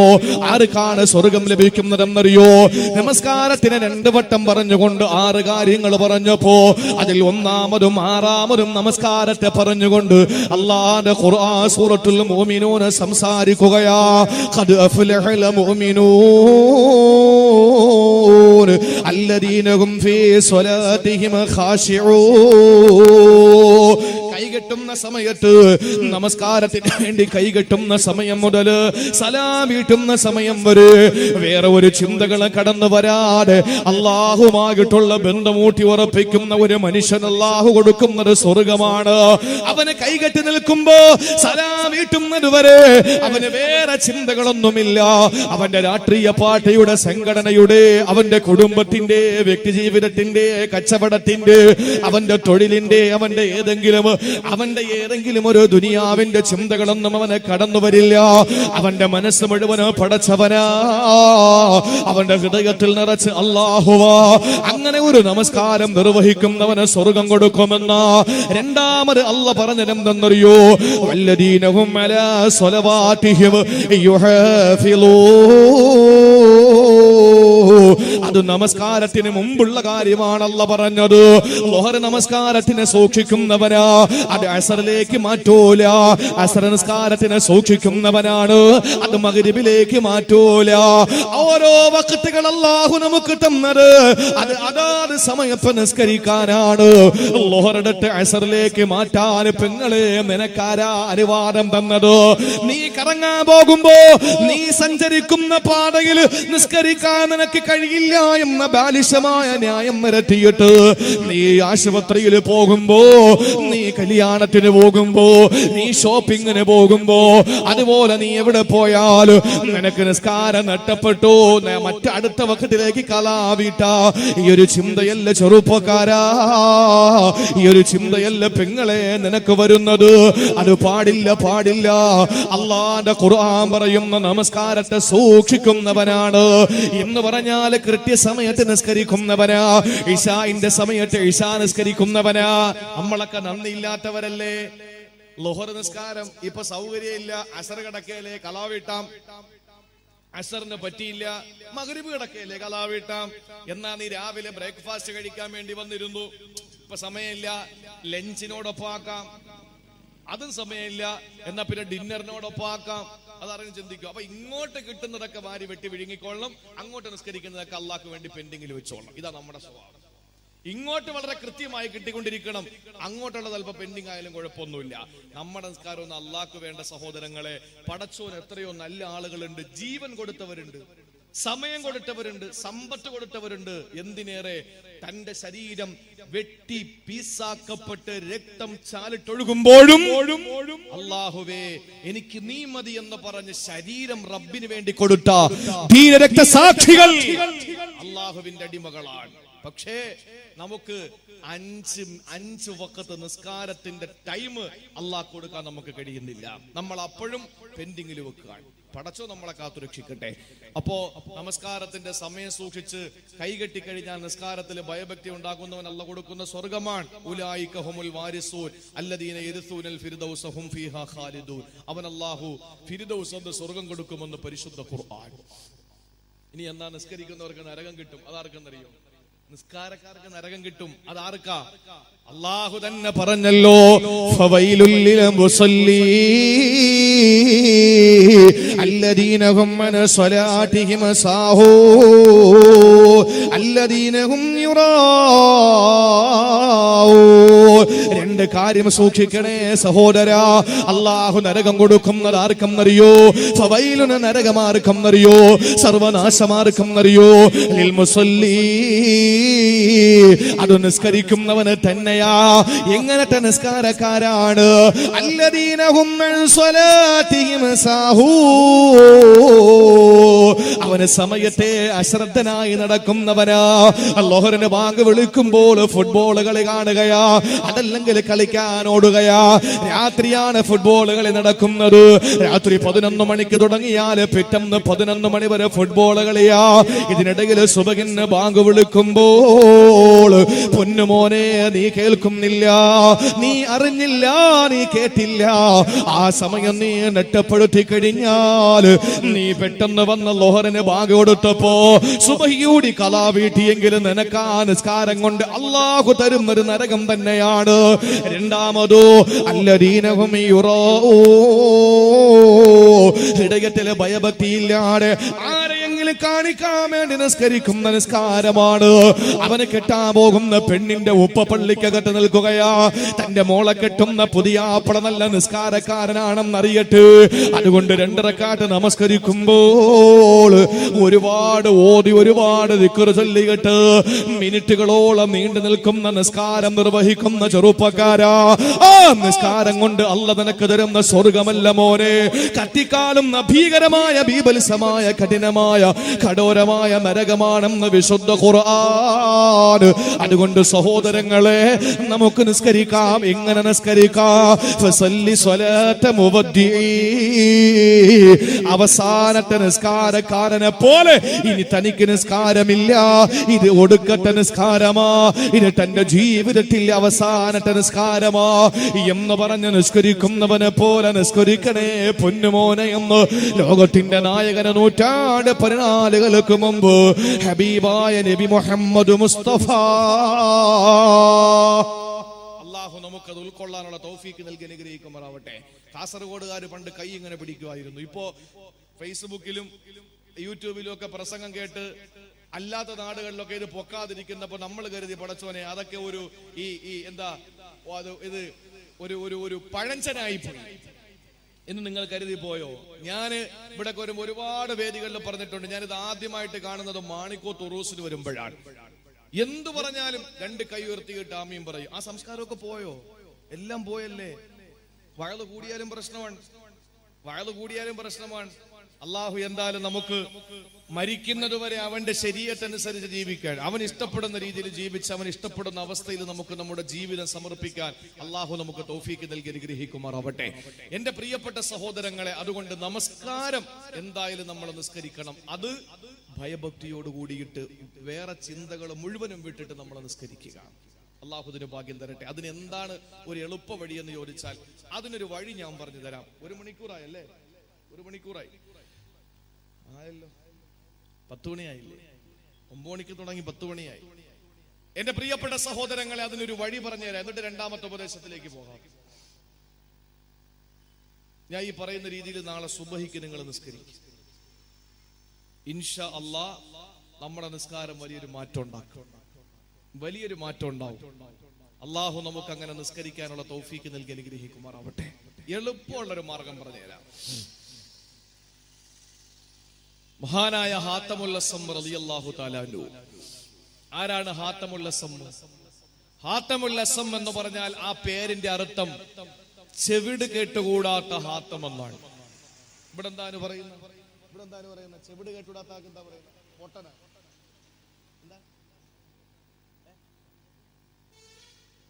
ചെകിട് കേട്ടുകൂടാത്ത ആളെന്താ പറയാ? പൊട്ടൻ. അള്ളാഹു മാപ്പ് തരട്ടെ, പടച്ചോൻ പുറത്തു തരട്ടെ. അങ്ങനെ നമുക്ക് പറഞ്ഞുകൂടാ. ഹാത്തമുൽ അസ്സം എന്ന് പറഞ്ഞ പൊട്ടനായ ഹാത്തം എന്നാണ്. അങ്ങനെ പറഞ്ഞുകൂടാ നമുക്ക്. അതതിന് വേറൊരു പേരുണ്ട്, ഹാത്തമുൽ അഅമ, അന്ധനായ ഹാത്തം. അപ്പൊ അന്ധതയും ഈ ബധിരതയും ഈ മൂകതയും ഉള്ളവരെയാണ് സാധാരണ പൊട്ടനെന്ന് വിളിക്കുക. ഹാത്തമുൽ അസ്സം റളിയല്ലാഹു അൻഹുവിന് നന്നായി ചെകിടും കേൾക്കാം, നന്നായി കാണുകയും ചെയ്യാം, നല്ലതുപോലെ സംസാരിക്കുകയും ചെയ്യും. പക്ഷെ പേര് പൊട്ടനായ ഹാത്തം. എന്താ കാര്യം? ഇപ്പൊ നമ്മള് ചെറിയ ചെറുപ്പക്കാരെയൊക്കെ വീട്ടിൽ വിളിക്കുന്നത് പെണ്ണൻ എന്നാണ്. പെണ്ണൻ ഞങ്ങളുടെ നാട്ടിലൊക്കെ അങ്ങനെ വിളിക്കും. പെണ്ണൻ. ഇവിടെ അങ്ങനെ വിളിക്കുമെന്ന് എനിക്കറിയില്ല. പെണ്ണൻ എന്ന് പറഞ്ഞാൽ ഒരു പെണ്ണുങ്ങളെ പോലെയാണ്. ഒരു ഗുണം ഉണ്ടാവൂല, ആണുങ്ങളുടെ ഒരു സ്വഭാവം അവനുണ്ടാവൂല, വെറും പെണ്ണുങ്ങളെ പോലെയാണ്. അങ്ങനത്തെ ആളുകളെ പെണ്ണനെന്ന് വിളിക്കും. അവൻ ആണായത് പെണ്ണായത് കൊണ്ടാണോ? അല്ല, അവൻ ആണാണ്, പക്ഷേ അവൻ പെണ്ണുങ്ങളെ പോലെയാണ് എന്ന് പറഞ്ഞാൽ അന്ധനായ പൊട്ടനായ ഹാത്തം എന്ന് പറഞ്ഞാൽ അദ്ദേഹത്തിന് ചെവി കേട്ടുകൂടാത്തതോ കണ്ണ് കണ്ടുകൂടാത്തതോ ആയ ഒരു ന്യൂനതയുമില്ല. പക്ഷെ അദ്ദേഹം ചിലത് കാണൂല, ചിലത് കേൾക്കൂല. ഏതാ? ജീവിതത്തിൽ ഇന്നേ വരെ ഹറാമ് കണ്ടിട്ടില്ല, ജീവിതത്തിൽ ഇന്നേ വരെ ഹറാമ് കേട്ടിട്ടില്ല, ജീവിതത്തിൽ ഒന്ന് ഹറാമ് കണ്ടിട്ടില്ല, ഹറാമ് കേട്ടിട്ടില്ല, ഹറാമാണെന്ന് പറഞ്ഞിട്ടില്ല. ഹാത്തമുൽ അസ്സം റളിയല്ലാഹു തആല അൻഹുവിന്റെ ഒരു കഥ നിങ്ങൾക്കറിയണോ? ആ മഹാനായ ഹാത്തമുൽ അസ്സം റളിയല്ലാഹു അൻഹു നടന്നു പോകുമ്പോ കുറെ പെണ്ണുങ്ങൾ വഴിയരിയിൽ നിൽക്കുകയാ. ആ പെണ്ണുങ്ങളെ കണ്ടപ്പോ ദൂരെ നിന്ന് നിൽക്കുന്നത് പെണ്ണുങ്ങളാണ്, സ്ത്രീകളാണെന്ന് മനസ്സിലാക്കിയപ്പോ ഹാത്തമുൽ അസ്സം റളിയല്ലാഹു അൻഹു രണ്ട് കണ്ണുമങ്ങ് ഇറുക്കി പിടിച്ചു, രണ്ട് കണ്ണുമങ്ങ് അടച്ചു പിടിച്ചു, രണ്ട് കണ്ണുമങ്ങ് മുറുക്കി പിടിച്ചു. ചെറുപ്പക്കാരാ കേട്ടോ, നിങ്ങൾക്കൊരു ഫാൻസാ പറയുന്നത്, നിങ്ങൾക്കൊരു ഫാനാ പറയുന്നത്. മഹാനായ ഹാത്തം റളിയല്ലാഹു തആല അൻഹു രണ്ട് കണ്ണുമങ്ങ് ഇറുക്കി മുറുക്കി ഇറുക്കി പിടിക്ക് കണ്ണടച്ചു പിടിക്കുകയാ. എന്നിട്ട് ഹാത്തം റളിയല്ലാഹു തആല അൻഹു കണ്ണ് കണ്ടുകൂടാത്തവനെ പോലെ നടന്നങ്ങ് പോയപ്പോ റോഡ് മുറിച്ച് കടന്നു വേണം അപ്പുറത്തിട്ടാ. ആ സമയത്ത് കുറെ ചെറുപ്പക്കാര് ഓടി വന്നത്രേ. ഹാത്തം റളിയല്ലാഹു അൻഹുവിന്റെ കൈ പിടിച്ചു, എന്നിട്ട് റോഡ് മുറിച്ചക്കരെ എത്തിച്ചു. എന്നിട്ട് ആ ചെറുപ്പക്കാർ അവിടെ നിന്ന് ദുആ ചെയ്യുകയാണ്, അല്ലാഹുവേ ഈ മനുഷ്യൻ ആരോഗ്യമുണ്ട്, പക്ഷേ നീ കാണാനുള്ള കണ്ണ് കൊടുത്തില്ലല്ലോ അല്ലോ. ഞങ്ങളെ ഈ മനുഷ്യനെ പോലെ അന്ധരാക്കല്ലേ അല്ലാ, ഞങ്ങളെ ഇതുപോലെ അന്ധരാക്കല്ലേ അല്ലാ. ഈ ദുആ കേട്ട് ഹാത്തം ഉള്ളിൽ ഊറിച്ചിരിക്കുകയാ. കാരണം ഹാത്തം തങ്ങൾക്ക് എല്ലാം കാണാ, എല്ലാം കേൾക്കാ. പക്ഷെ എന്തുകൊണ്ടാണ്? വഴിയരികിൽ പെണ്ണുങ്ങൾ നിന്നപ്പോൾ, സ്ത്രീകൾ നിന്നപ്പോ അത് കാണേണ്ടി വരുമല്ലോ. അവര് ഭീകര ജീവികളായതുകൊണ്ടല്ല. കണ്ണാണ് പ്രശ്നം, നോട്ടമാണ് പ്രശ്നം. വിചാരത്തിലേക്ക് എത്തപ്പെടുന്നത് നോട്ടത്തിലൂടെയാണ്. ഒരു നോട്ടം മതി പെങ്ങളെ, ഒരു നോട്ടം മതി ചെറുപ്പക്കാരാ. ആ കണ്ണുകൾ തമ്മിലും നുടക്കിപ്പോയാ, ആ കണ്ണുകൾ പരസ്പരം ഒന്ന് സംസാരിച്ചു പോയാ, കണ്ണുകൾ തമ്മിലൊന്ന് സംസാരിച്ചു പോയാ ചെന്നെത്തുന്നത് എവിടെയാണ്? നിന്ദ്യമാണ്, നീചമാണ്, നികൃഷ്ടമാണെന്ന് ഖുർആൻ പറഞ്ഞ വ്യഭിചാരത്തിലാ. സഹോദരങ്ങളെ, ഹാത്തം തങ്ങൾക്ക് പേടിയാ. അതുകൊണ്ട് മഹാനവറുകൾ കണ്ണ് പൊട്ടനെ പോലെ അഭിനയിച്ചെങ്കിലോ ഹാത്തമുൽ അസ്സം റളിയല്ലാഹു തആല അൻഹു 30 വർഷമാണ് ഇൽമു പഠിച്ചത്. 30 വർഷത്തോളം ഇൽമു പഠിച്ച അധ്യാപകന് മഹാനായ ശഖീഖുൽ ബൽഖി റളിയല്ലാഹു അൻഹു, ശഖീഖുൽ ബൽഖി എന്ന് പറയുന്ന ഗുരുനാഥന്റെ മുന്നിൽ, അവിടത്തെ മുന്നിൽ ചെന്ന് അടിമയെ പോലെ അറിവ് പഠിച്ച ഹാത്തമുൽ അസ്സം റളിയല്ലാഹു തആല അൻഹു 30 വർഷം അറിവ് പഠിച്ചിട്ട് ആ വീട്ടുമുറ്റത്ത് ചെന്ന് ഇൽമു പഠിച്ചിട്ട് പോലും ഹാത്തമുൽ അസ്സം എങ്ങനെയുള്ള മനുഷ്യനാണ് എന്ന് ആ ശഖീഖുൽ ബൽഖിയുടെ പെണ്ണുങ്ങൾക്കറിയില്ല. ഒരു ദിവസം ബാത്റൂമിൽ കുളിച്ചുകൊണ്ട് നിൽക്കുന്ന ശഖീഖുൽ ബൽഖിയുടെ വീടിന്റെ വാതിൽക്കൽ കതകിന് മുട്ടുകയാ. ആരാണ് പെണ്ണെ കതകിന് മുട്ടുന്നത്?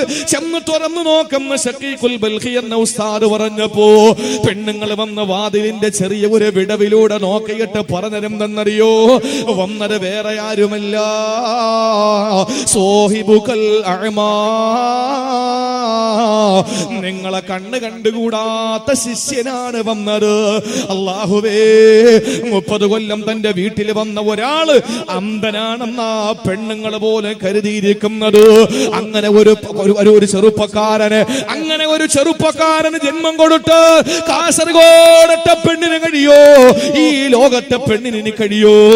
ഇല്ലല്ലോ സഹോദരങ്ങളെ. ഇത്രത്തോളം സൂക്ഷ്മത കാണിച്ചു ജീവിച്ച ഒരു മഹാനല്ലേ ഹാത്തമുൽ അസ്സം റളിയല്ലാഹു അൻഹു. ഹാത്തം തങ്ങളെ ശഖീഖുൽ ബൽഖി എന്ന ഉസ്താദിന്റെ വീട്ടിൽ ഒരു ദിവസം രാത്രി പോയി. കൂടെ തന്റെ ശിഷ്യനെ കൂടെ കൂട്ടി. അങ്ങനെ ചെന്നോ ഒരുപാട് കാര്യങ്ങൾ സംസാരിച്ചു, അറിവുകൾ പഠിച്ചു. തിരിച്ചു വരുമ്പോഴേക്ക് ഭക്ഷണം കൊടുത്തു. ആ ഭക്ഷണം കഴിച്ച് ഹാത്തമുൽ അസ്സം തങ്ങളും തന്റെ ശിഷ്യനും ഉസ്താദിന്റെ വീട്ടിൽ നിന്ന് ഭക്ഷണം കഴിച്ച് കൈ കഴുകിയിട്ട് വീട്ടിൽ വന്നപ്പോ തന്റെ ശിഷ്യൻ വന്ന് ഹാത്തമുൽ അസ്സമിനോട് പറഞ്ഞു, ഉസ്താദേ, നിങ്ങളുടെ ഉസ്താദ് ശഖീഖുൽ ബൽഖി നല്ല മനുഷ്യൻ തന്നെയാണ്. പക്ഷേ ഒരു കാര്യം എനിക്ക് ആക്ഷേപമുണ്ട്, ഒരു കാര്യത്തിൽ എനിക്ക് വിമർശനമുണ്ട്, ഒരു കാര്യത്തിൽ എനിക്ക് മറുപടി പറയേണ്ടതുണ്ട്. എന്താണെന്ന് ചോദിച്ചപ്പോൾ ആ ശിഷ്യൻ പറഞ്ഞു, നിങ്ങളുടെ ഉസ്താദിന്റെ വീട്ടില് ഭക്ഷണം കൊണ്ടുവച്ചിട്ട് കൈ കഴുകാൻ വെള്ളം കൊണ്ടുവച്ചത് അവിടത്തെ പെണ്ണുങ്ങളാണ്. അത് ശരിയായില്ല. ഭക്ഷണം ഇവിടെയൊക്കെ മുത്താലിമീങ്ങൾക്ക് ഭക്ഷണം കൊടുക്കൂലേ? വീടുകളിലല്ലേ? അതൊക്കെ ഒരു മഹത്വമാണ് സഹോദരങ്ങളെ. എത്ര കുട്ടികളുണ്ട്? 9 പേര്. 9 മക്കൾ നമ്മുടെ ഈ ദർസിൽ പഠിക്കുന്നുണ്ട്. അൽഹംദുലില്ലാ. ഞങ്ങളുടെ നാട്ടിലൊക്കെ 10ഉം 60ഉം മുത്തഅല്ലിമീങ്ങൾ പഠിക്കുമ്പോ ഒരു ദിവസം ഒരു വീട്ടിൽ നിന്ന് ഭക്ഷണം കഴിച്ചാൽ അടുത്ത ദിവസം ആ കുട്ടി വേറൊരു വീട്ടിൽ നിന്ന് ഭക്ഷണം കഴിക്കുക. എന്താണെന്നറിയോ? എല്ലാവർക്കും ഇപ്പൊ 50 വീടുണ്ടെങ്കിൽ 50 മക്കളുണ്ടെങ്കിൽ 3 നേരം ഒരു കുട്ടി ഒരു വീട്ടിൽ നിന്ന് കഴിച്ചാൽ വീട്ടുകാർക്ക് തൃപ്തിയാവൂല. എന്താണെന്നറിയോ? ഒരു കുട്ടിക്കല്ലേ കൊടുക്കാൻ പറ്റുള്ളൂ. അതുകൊണ്ട് മോനെ നാളെ നീ അപ്പുറത്തെ വീട്ടിൽ പോ, അവനെ ഇങ്ങോട്ട് പറഞ്ഞു വിട്ടേക്ക്. അങ്ങനെ മാറി മാറി ഭക്ഷണം കൊടുക്കാൻ ആവേശം കാണിക്കുന്നവരാണ് ചില നാട്ടുകാര്. ഇവിടെയും അങ്ങനെ ആയിരിക്കും. അള്ളാഹു അങ്ങനെ അനുഗ്രഹിക്കുമാറാവട്ടെ. മുത്തഅല്ലിമീങ്ങൾക്ക് ഭക്ഷണം കൊടുക്കുന്നതിന്റെ മഹത്വം ഇന്ന് സംഭവിക്കുന്ന എന്താണെന്നറിയോ? കല്യാണത്തിന് വലിയ കുറിയൊക്കെ അടിച്ചിട്ട് ഒരു ലെറ്ററിന് തന്നെ 1000 രൂപ വരും. നിക്കാഹ് എടുത്ത് കൊടുക്കുന്ന ഉസ്താദിന് കൊടുക്കുന്നത് 250 കുരുവ. 250 രൂപ. ഉസ്താദിന് അത് മതി, അത്ര മതി. ഒരു കല്യാണ ലെറ്ററോ 1000 രൂപ. 1000 രൂപ ഒരു കല്യാണ ലെറ്റർ. നിങ്ങളൊന്ന് ആലോചിച്ച് നോക്ക്. അങ്ങനെ കല്യാണ ലെറ്ററൊക്കെ അടിച്ചിട്ട് ആളുകളെയൊക്കെ വിളിച്ച് ഒരുപാട് ആളുകൾ വന്നു. ചെമ്പ് കണക്കിന് ബിരിയാണി വെച്ചു. അങ്ങനെ ചെമ്പ് കണക്കിന് ബിരിയാണി വെച്ച് ഭക്ഷണം വിളമ്പിയിട്ട് 2-3 ചെമ്പ് ബിരിയാണി മിച്ചം വന്നു.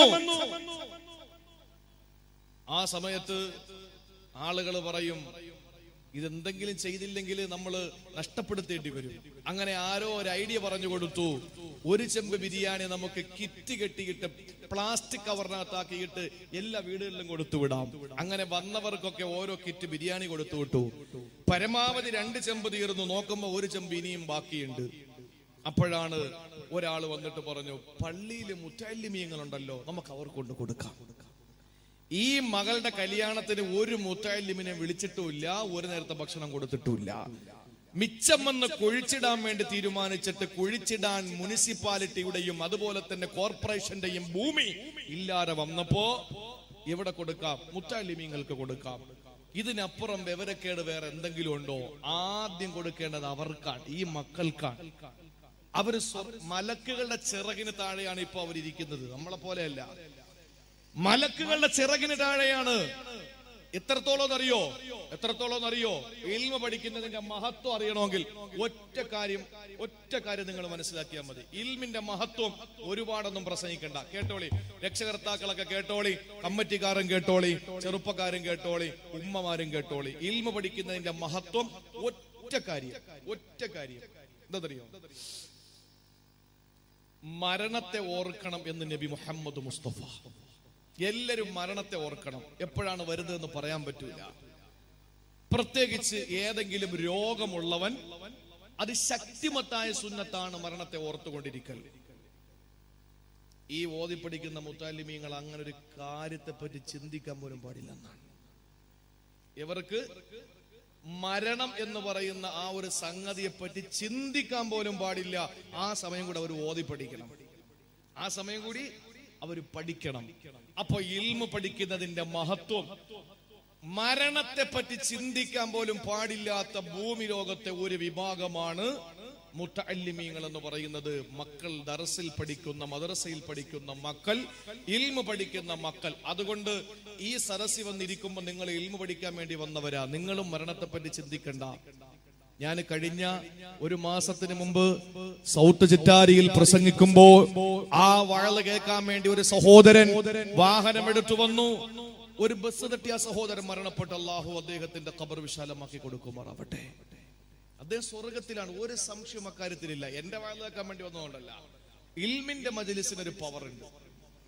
ലോകത്ത് 2 സ്ഥലങ്ങളിലാണ് സ്വർഗത്തിന്റെ തോട്ടമുള്ളത്. ഒന്ന്, ഒരു സ്ഥലത്ത് അല്ലാഹു തആല പ്രത്യേകമാക്കി. ഒന്ന്, ലോകത്തിന്റെ പല ഭാഗങ്ങളിൽ വാരി വിതറുകയും ചെയ്തു. മാബൈന ഖബരി വ മിംബരി റൗളത്തും മിൻ റിയാദിൽ ജന്ന.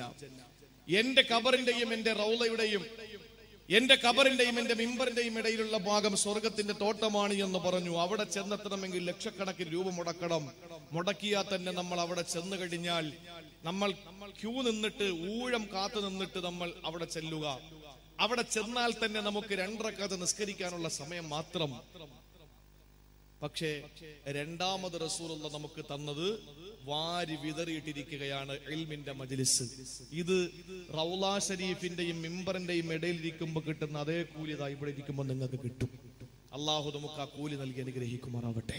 ഇതൊക്കെ അറിയുന്ന ഒരാൾ എങ്ങനാ എന്റെ ചെറുപ്പക്കാരാ ഫുട്ബോൾ കളി കാണാൻ പോകുന്നത്? കളിച്ചോളി, കുഴപ്പമൊന്നുമില്ല, ആരോഗ്യത്തിനൊക്കെ നല്ലതാ, കാര്യങ്ങളൊക്കെ അങ്ങനെ തന്നെ. പക്ഷേ ഇൽമിന്റെ മജ്ലിസ് നഷ്ടപ്പെടുത്തിയിട്ട് നമ്മൾ പോകേണ്ട ഒരാവശ്യമില്ല. ഞാൻ എന്റെ വിഷയത്തിലേക്ക് മടങ്ങി വരികയാണ്. ഹാത്തമുൽ അസ്സം റളിയല്ലാഹു തആല അൻഹു അദ്ദേഹത്തിന്റെ ശിഷ്യൻ പറയുന്നു, ഉസ്താദേ, നിങ്ങളുടെ ഉസ്താദ് ഷഖീഖുൽ ബൽഖി നിങ്ങൾക്ക് ഭക്ഷണം നൽകിയിട്ട് കൈ കഴുകാൻ വെള്ളം കൊണ്ടുവച്ചത് അവിടുത്തെ പെണ്ണുങ്ങളാ. ആ സമയത്താണ് ഷഖീഖുൽ ബൽഖി എന്ന് പറയുന്ന ഉസ്താദിന്റെ പെണ്ണുങ്ങൾ കൈ കഴുകാൻ വെള്ളം വെച്ചു എന്നതിന്റെ ശിഷ്യൻ പറഞ്ഞപ്പോ ഹാത്തമുൽ അസ്സം റളിയല്ലാഹു തആല അൻഹു പറയുകയാണ്, പൊന്നുമോനെ, 3 പതിറ്റാണ്ട് 30 കൊല്ലം ഞാൻ പഠിക്കാൻ വേണ്ടി പോയി. അല്ലാഹനെ തന്നെയാണ് സത്യമാ. വീട്ടിൽ ഞാൻ ചെന്നിട്ട് ആരാ ഭക്ഷണം കൊണ്ടുവച്ചത്, ആരാ കറിവാചകം ചെയ്തത്, ആരാ കൈ കഴുകാൻ വെള്ളം വെച്ചത്, ഇന്നേ വരെ ഞാൻ കണ്ടിട്ടില്ല. അപ്പത്തോടെ സൂക്ഷ്മതയോടെ ജീവിച്ച ഹാത്തമുൽ അസ്സം തങ്ങള് ആ മഹാനവറുകളോട് ചോദിച്ചു, നിങ്ങൾ നിസ്കരിക്കുമ്പോ ഇത്ര ഭയഭക്തി എങ്ങനാ നിങ്ങൾക്ക് വരുന്നത്? ഇത്രത്തോളം സൂക്ഷ്മതയോടെ നിസ്കരിക്കുന്നത് എങ്ങനാണെന്ന് ചോദിച്ചപ്പോ ഹാത്തമുൽ അസ്സം റളിയല്ലാഹു തആല അൻഹു പറഞ്ഞ മറുപടി എന്തെന്നറിയോ? ചിറ്റാരിയിൽ ഒരുമിച്ച് കൂടി ആണുങ്ങളോട് പെണ്ണുങ്ങളോട് നാളത്തെ സുബഹി മുതൽ നിസ്കരിക്കാ, നിങ്ങൾക്ക് ഖുശൂ വരാ, നിങ്ങൾക്ക് ഭയഭക്തി വരാ, നിങ്ങൾക്ക് ഏകാഗ്രത വരാ. മുത്ത് റസൂൽ പഠിപ്പിച്ച മാതൃകയിൽ നിസ്കരിക്കാൻ ഒരു രീതി ഞാൻ പറഞ്ഞു തരട്ടെ ചെറുപ്പക്കാരാ. ഹാത്തമുൽ അസ്സം എന്നവരെ നിസ്കരിക്കുന്ന രീതിയാണ്. അതേ രീതിയിൽ, അതേ കോലത്തിൽ, അതേ ഭാവത്തിൽ നാളെ സുബഹി നിങ്ങൾ കൈകെട്ടി നോക്ക്. ഇൻഷാ അല്ലാഹ് നിങ്ങൾക്ക് വലിയ മാറ്റം വരും, എനിക്ക് വലിയൊരു മാറ്റം വരും. എങ്ങനാണെന്നറിയോ? അദ്ദേഹം പറഞ്ഞു, ഞാൻ കൈകെട്ടുമ്പോ എന്റെ മുന്നിൽ ഇമാം എന്ന ചിന്ത എനിക്കില്ല, എന്റെ മുന്നിൽ പള്ളിയുടെ ചുമരാണെന്ന ചിന്തയില്ല. എന്റെ മുന്നിൽ ഞാൻ കാണുന്നത് കഅബാലയമാ, പരിശുദ്ധ കഅബ എന്റെ മുന്നിലാണെന്ന് ഞാൻ ചിന്തിക്കും. ഞാൻ നിൽക്കുന്നത് കഅബാലയത്തിന്റെ ചുറ്റിലുള്ള മത്താഫിലാണെന്ന് ഞാൻ ചിന്തിക്കും. എന്റെ പുറകിലോ വഖാബിലുൽ അർവാ, എന്റെ പുറകിൽ അസ്റായീൽ നിൽക്കുകയാ. ഈ സലാം വീട്ടുമ്പോൾ പെട്ടെന്ന് തന്നെ അങ്ങ് റൂഹ് പിടിക്കുകയാ. എന്റെ വലതുഭാഗത്ത് സ്വർഗമാ, എന്റെ ഇടതുഭാഗത്ത് നരകമാ. ഞാൻ കൈകെട്ടി നിൽക്കുന്നത് സിറാത്ത് പാലത്തിലാണ്. 3000 വർഷത്തെ വഴി ദൂരമുണ്ടെന്നല്ലേ ദഖായിഖുൽ അഖ്ബാറിലുള്ളത്. 1000 വർഷം കയറ്റമാണ്, 1000 വർഷം സമനിരപ്പാണ്, 1000 വർഷം ഇറക്കമാണ്. 3000 വർഷത്തെ വഴി ദൂരമുണ്ട് സിറാത്ത് എന്ന പാലത്തില്. അത് തുടങ്ങുന്നത് മഹ്ശറിൽ നിന്നാ, അതിന്റെ എൻഡ് സ്വർഗത്തിലാ. അത് ഏതിന്റെ മുകളിലെന്നറിയോ? അല്ലാഹുവിന്റെ ഭീകരമായ നരകത്തിന്റെ മുകളിലാ നാട്ടപ്പെട്ടത്. ഈ സിറാത്ത് 3000 വർഷം ഇങ്ങനെ നടന്നിട്ട് വേണം സ്വർഗത്തിലെത്താ. അവിടത്തെ ഒരു ദിവസം ഇവിടത്തെ 50,000 വർഷമാണ്. അവിടത്തെ ഒരു ദിവസം ഇവിടത്തെ 50,000 വർഷമാണ്. അങ്ങനെ 3000 കൊല്ലം ഒന്ന് സങ്കല്പിച്ചു നോക്ക് ചെറുപ്പക്കാരാ. ബുദ്ധി മരവിച്ചു പോകും കൂട്ടര്. നമ്മുടെ കാൽക്കുലേഷന്റെ പുറത്താ, നമ്മുടെ കണക്ക് കൂട്ടലുകൾ പിഴച്ചു പോകും, ഒരു സംശയവും വേണ്ട. അത്രയും വലിയ സിറാത്ത് പാലത്തിലാണ്. രാത്രിയുടെ കൂരാ കുട്ടിരുട്ടിന് കാല് കറുത്ത, മുടിയ കാല് നേർമയുള്ള വാളിനെക്കാൾ മൂർച്ചയുള്ള സിറാത്തിലാണ് കൈകെട്ടി നിൽക്കുന്നതെന്ന ചിന്ത എന്റെ മനസ്സിലോട്ട് കടന്നു വരും. അതുമാത്രമല്ല, ഇത് അവസാനത്തെ നിസ്കാരമാണ്. ഈ ഒരു ചിന്തയോടെയാണ് കൈകെട്ടുന്നതെന്ന് ആട്ടമുള്ള റളിയല്ലാഹു തആല പറഞ്ഞെങ്കിൽ നാളെ സുബഹിക്ക് കൈകെട്ടുമ്പോ മുന്നില് പരിശുദ്ധ കഅബ, വലത്ത് സ്വർഗം, ഇടത്തു നരകം, പിന്നിൽ ഇസ്രായീൽ നിൽക്കുന്നത് സിറാത്തിൽ. ഇത് അവസാനത്തെ നിസ്കാരമാണെന്ന ചിന്തയോടെ നിസ്കരിക്കൂ.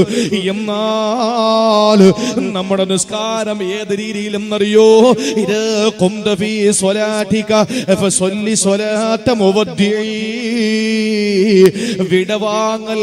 വിടവാങ്ങുന്നവന്റെ നിസ്കാരം പോലെ നിസ്കരിക്കണമെന്ന് പഠിപ്പിച്ച ആ രൂപം വരുമെന്ന് മഹാനായ പ്രവാചകൻ നബി മുഹമ്മദ് മുസ്തഫ. അള്ളാഹു നമുക്കതിനുള്ള ഭാഗ്യം നൽകി അനുഗ്രഹിക്കുമാറാവട്ടെ. ഇനി രണ്ടാമത്തെ ഉപദേശം, ഇത് അള്ളാഹുമായി ബന്ധപ്പെട്ടതാണ്. ഉറക്കം വരുന്നില്ലല്ലോ?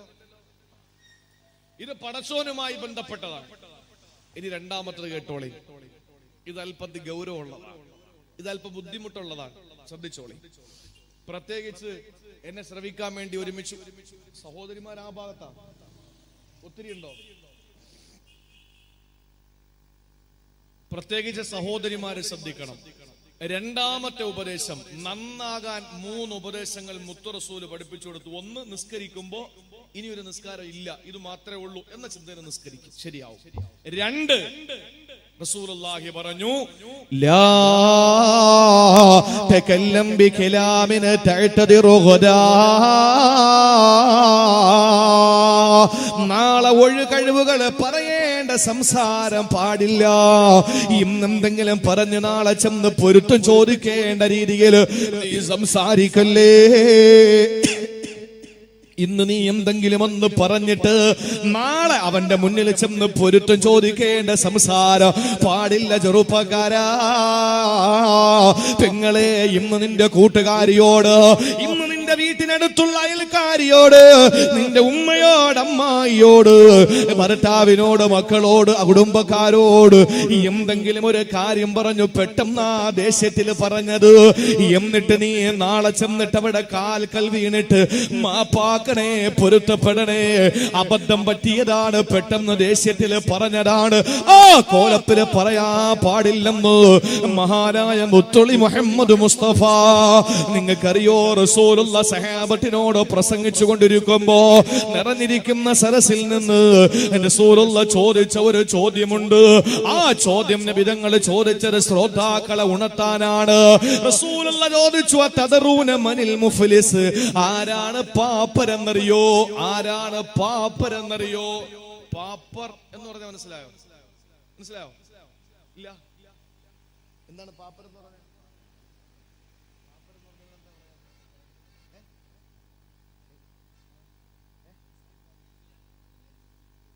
ദരിദ്രൻ, പാപ്പര് അല്ലേ? അപ്പൊ തിരുവനന്തപുരത്തെ പോലെ തന്നെ ഇവിടെ അത് പറയും അല്ലേ? സമാധാനം. ഇല്ലെങ്കിൽ ഇനിയിപ്പോ അതിന്റെ വാക്ക് കണ്ടെത്തിക്കൊണ്ടിരിക്കണം. ആള് പാപ്പരായി പോയി എന്ന് പറയും. അങ്ങനെ പറയുമല്ലോ. അല്ല, നിങ്ങൾക്ക് മനസ്സിലായില്ലെങ്കിൽ പിന്നെ അത് ബുദ്ധിമുട്ടാണ്. ഞാൻ ചുമ്മാ അവിടെ ഇങ്ങനെ വാ തുറന്ന് വിളിച്ചു പറഞ്ഞിട്ട് നിങ്ങൾക്ക് തിരിയാതെ വരരുത്. പാപ്പരെന്ന് പറഞ്ഞ ഒന്നുമില്ലാത്തവൻ. റസൂൽ ചോദിച്ചു, പാപ്പരാരെന്നറിയോ? സഹാബത്ത് പറഞ്ഞ അറിയാം. ആരാ? ലാ മത്താഅ വലാ ദിർഹം. മുതലും ഇല്ല, കാശും ഇല്ല, ദിർഹമോ ഇല്ല, ഒന്നുമില്ല. അല്ലാഹു റസൂൽ പറഞ്ഞ അവനല്ല. അവൻ പാപ്പരെന്നാരാ പറഞ്ഞത്? അവൻ പാപ്പരല്ല. പാപ്പരാരാണ്? ഇന്നൽ മുഫ്ലിസ മിൻ ഉമ്മത്തി മൻ യഅതി യൗമൽ ഖിയാമ ബിസലാത്തിൻ വസദഖത്തിൻ വസിയാം. നാളെ പരലോകത്തിന്റെ സമുദായത്തിലുള്ള നമസ്കാരക്കാര് വരും. അവര് നോമ്പ് പിടിച്ചവരാണ്, സക്കാത്ത് കൊടുത്തവരാണ്, സദഖ കൊടുത്തവരാണ്, ഒരുപാട് ദാനധർമ്മങ്ങൾ ചെയ്തവരാണ്, ഒരുപാട് സ്വലാത്ത് ചൊല്ലിയവരാണ്, ദിക്ർ ചൊല്ലിയവരാണ്, പള്ളിക്ക് ഒരുപാട് സഹായിച്ചവരാണ്. നാളെ പരലോകത്ത് വരുമ്പോ അവര് റസൂലുള്ള പറയുന്നു, അക്കൂട്ടത്തിൽ അവര് പാപങ്ങൾ ഉപദ്രവിച്ചു, അവള് പലരെ പറ്റിയും പരദൂഷണം പറഞ്ഞു, പലരെയും നാവ് കൊണ്ട് ബുദ്ധിമുട്ടിച്ചു, പലരെയും മോശത്തരം പറഞ്ഞു, പലരെയും ആക്ഷേപിച്ചു, പലരെയും വിമർശിച്ചു, പലരെയും കുറ്റപ്പെടുത്തി, ഒളിഞ്ഞും തെളിഞ്ഞും അവരെ ആക്ഷേപിച്ചു, ഒറ്റപ്പെടുത്തി, കുറ്റപ്പെടുത്തി സംസാരിച്ചവരാ. അവര് നാളെ പരലോകത്ത് വരുമ്പോ അല്ലാഹുവിന്റെ റസൂല് പറയുകയാ, ആ വരുന്ന മനുഷ്യൻ നിസ്കാരമുണ്ട്, ഒപ്പം അവനെ പരദൂഷണം പറഞ്ഞവനാ. നിങ്ങൾക്കറിയോ സഹോദരങ്ങളെ, ഞാൻ നിസാർ സാഹിബിനെ പറ്റി പരദൂഷണം പറഞ്ഞെന്നിരിക്കട്ടെ, ഒരു ഉദാഹരണം പറയുകയാ. ഞാൻ നിസാർ സാഹിബിനെ പറ്റി പരദൂഷണം പറഞ്ഞു.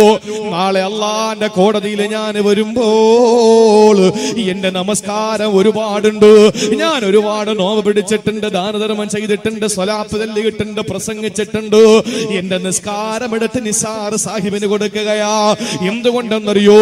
ഞാൻ അദ്ദേഹത്തെ പരദൂഷണം പറഞ്ഞു. അടുത്തിരിക്കുന്ന സഹോദരന് ഞാൻ യേശുവിനെ പറഞ്ഞിട്ടുണ്ട്, എന്നാൽ എന്റെ നോമ്പെടുത്ത് അദ്ദേഹത്തിന് കൊടുക്കുന്നു. അടുത്തിരിക്കുന്നയാളിന് ഞാൻ കുറ്റം പറഞ്ഞിട്ടുണ്ട്, എന്റെ ദാനധർമ്മങ്ങൾ എടുത്ത് അല്ലാഹു അദ്ദേഹത്തിന് കൊടുക്കും. സഹോദരങ്ങളെ, പിന്നെയും ആളുകൾ ഇരിക്കുന്നു, പിന്നെയും അവിടെ ലൈനായി വരിയായി നിരയായി ആളുകൾ നിൽക്കുന്നു. പലരും പറയുന്നു, അല്ലാഹുവേ എന്നെ ചീത്ത വിളിച്ചവനാ, എന്നെ ആക്ഷേപിച്ചവനാ, എന്നെ തള്ളി പറഞ്ഞവനാ, എന്നെ നാട്ടുകാരുടെ മുമ്പിൽ വെച്ച് കളിയാക്കിയവനാ. നോക്കുമ്പോൾ എന്റെ കയ്യിൽ കൊടുക്കാൻ ഇനി ഒന്നുമില്ല. നിസ്കാരമുള്ളത് നിസാർ സാഹിബ് കൊണ്ടുപോയി, നോമ്പുള്ളത് അടുത്ത ആള് കൊണ്ടുപോയി, ദാനധർമ്മങ്ങൾ വേറൊരാള് കൊണ്ടുപോയി. ഇനി എന്റെ കയ്യിലൊന്നുമില്ല. പക്ഷേ ഞാൻ ഒരുപാട് ആളുകളെ നാക്കുകൊണ്ട്, കൈകൊണ്ട്, മനസ്സുകൊണ്ട് വേദനിപ്പിച്ചിട്ടുണ്ട്. അവരിങ്ങനെ നിരന്നു നിൽക്കുമ്പോൾ ഇനി അവർക്ക് വീതിച്ചു കൊടുക്കാൻ എന്റെ കയ്യിൽ അഅ്മാലുകളില്ല, എന്റെ കയ്യിൽ ഹസനാത്തുകളില്ല. ഇത് ഏതെങ്കിലും ഒരു കെട്ടുകഥയല്ല, ഇത് ഏതെങ്കിലും സിനിമയുടെ തിരക്കഥയല്ല, ഇത് ഏതെങ്കിലും സീരിയലിന്റെ ക്ലൈമാക്സ് അല്ല. പെങ്ങളെ, ഇന്നേ വരെ തമാശയ്ക്ക് പോലെ കള്ളം പറഞ്ഞിട്ടില്ല. മദീനയുടെ നേതാവ് നബി മുഹമ്മദ് മുസ്തഫ സല്ലല്ലാഹു അലൈഹി വസല്ലമ തങ്ങൾ നമ്മുടെ കരളിന്റെ കഷണമല്ലേ, നമ്മുടെ കണ്ണിലെ കൃഷ്ണമണിയല്ലേ, നമ്മുടെ ഹൃദയത്തിന്റെ തുടിപ്പല്ലേ, നമ്മുടെ ജീവന്റെ ജീവനല്ലേ. നമ്മളെല്ലാവരെക്കാളും സർവസ്വത്തെക്കാളും ജീവനെക്കാളും അല്ലാഹുവിന്റെ റസൂലിനെ പ്രേമിക്കുന്നു, ഇഷ്ടപ്പെടുന്നു, ഹുബ്ബ് വെക്കുന്നു, ഇഷ്ക് വെക്കുന്നു, പ്രണയിക്കുന്നു. ആ പ്രവാചകന് കള്ളം പറയൂല, ആ പ്രവാചകന് തമാശയ്ക്ക് പോലും കള്ളം പറഞ്ഞിട്ടില്ല. ആ പ്രവാചകന് പറയുന്നു, ഇനി എന്റെ കയ്യിൽ കൊടുക്കാൻ അമലുകളൊന്നുമില്ല എങ്കിൽ സഹോദരാ, വാങ്ങാൻ ആളുകളെ ക്യൂ നിൽക്കുമ്പോൾ അല്ലാഹു നീതിമാനാണ്, അല്ലാഹ്ക്ക് നീതി പുലർത്തിയേ കഴിയൂ. ആ സമയത്ത് അല്ലാഹു ചെയ്യുന്നതെന്തെന്നറിയോ? ഉണർന്ന് കേട്ടോ എന്റെ പ്രിയപ്പെട്ടവര്, നമ്മുടെ അമലുകളെല്ലാം എടുത്തു കൊടുത്തിട്ട് ആളുകൾക്ക് കൊടുത്തു, നമുക്ക് അമല് തീർന്നു പോയി. ഇനി വാങ്ങാൻ ആളുകൾ നിൽക്കുമ്പോൾ റസൂല് പഠിപ്പിക്കുകയാണ്, കൊടുക്കാൻ അമലില്ല, വാങ്ങാൻ ആളുണ്ട്. ആ വാങ്ങാ വന്ന് നിൽക്കുന്നവരുടെ സർവ്വ തിന്മകളും ഈ മനുഷ്യന്റെ മുകളിൽ ചാർത്തി കൊടുക്കുമെന്ന്, ഇവന്റെ അക്കൗണ്ടിൽ ചേർത്ത് കൊടുക്കുമെന്ന് അല്ലാഹുവിന്റെ റസൂല് പഠിപ്പിച്ചില്ലേ? അങ്ങനെ ഒരുപാട് നിസ്കാരവുമായി, നോമ്പുമായി, ദാനധർമ്മവുമായി, സക്കാത്തുമായി, തസ്ബീഹുമായി, തംജീദുമായി, തക്ബീറുമായി, തഹ്ലീലുമായി, സ്വലാത്തുമായി, ദിക്റുമായി, പെണ്ണുങ്ങളെ കെട്ടിച്ചതുമായി, ആൺകുട്ടികൾക്ക് സഹായിച്ചതുമായി, രോഗികൾക്ക് സഹായിച്ചതുമായി, ചാരിറ്റി പ്രവർത്തനങ്ങളുമായി പരലോകത്ത് വരുമ്പോ മറ്റുള്ളവരെ ആക്ഷേപിച്ചതിന്റെ പേരിൽ ഇതെല്ലാം വീതിച്ചു കൊടുത്തിട്ട് പാപ്പരായി മാറുമെന്ന് നബി മുഹമ്മദ് മുസ്തഫ. ഇത്രയും രാവും പകലും ഇല്ലാതെ അധ്വാനിച്ചിട്ട് കുറെ നിസ്കരിച്ചു, കുറെ നോമ്പ് പിടിച്ചു. പക്ഷെ എന്താ കാര്യം? ആളുകൾ കൊണ്ടുപോയി. അതുകൊണ്ട് എന്ത് സൂക്ഷിക്കണം? നാവിനെ സൂക്ഷിക്കണം. അള്ളാഹു നമുക്ക് അതിനുള്ള തൗഫീക്ക് നൽകി അനുഗ്രഹിക്കുമാറാവട്ടെ. നമുക്ക് കഴിയില്ല. എന്തുകൊണ്ടാണ് എന്റെ പ്രിയപ്പെട്ട സഹോദരങ്ങളെ, അള്ളാഹുവിന്റെ വിശുദ്ധമായ ഖുർആൻ, ഒരു തത്വജ്ഞാനി പറഞ്ഞതുപോലെ, ഒരു ചിന്തകൻ പറഞ്ഞത് എന്താണ്? ഞാൻ നിശബ്ദനായതിന്റെ പേരിൽ ഇന്നുവരെ വിഷമിക്കേണ്ടി വന്നിട്ടില്ല. ഞാൻ മൗനം അവലംബിച്ചതിന്റെ പേരിൽ ഇന്നുവരെ ഞാൻ ദുഃഖിക്കേണ്ടി വന്നിട്ടില്ല. പക്ഷേ ഞാൻ സംസാരിച്ചതിന്റെ പേരിൽ പലപ്പോഴും വേദനിച്ചിട്ടുണ്ട്. എന്താ കാര്യം? എന്താ കാര്യം? അല്ലാഹുവിന്റെ ഖുർആൻ പറഞ്ഞു, യാ അയ്യുഹല്ലദീന ആമനൂ ഇത്തഖുല്ലാഹ വഖൂലൂ ഖൗലൻ സദീദാ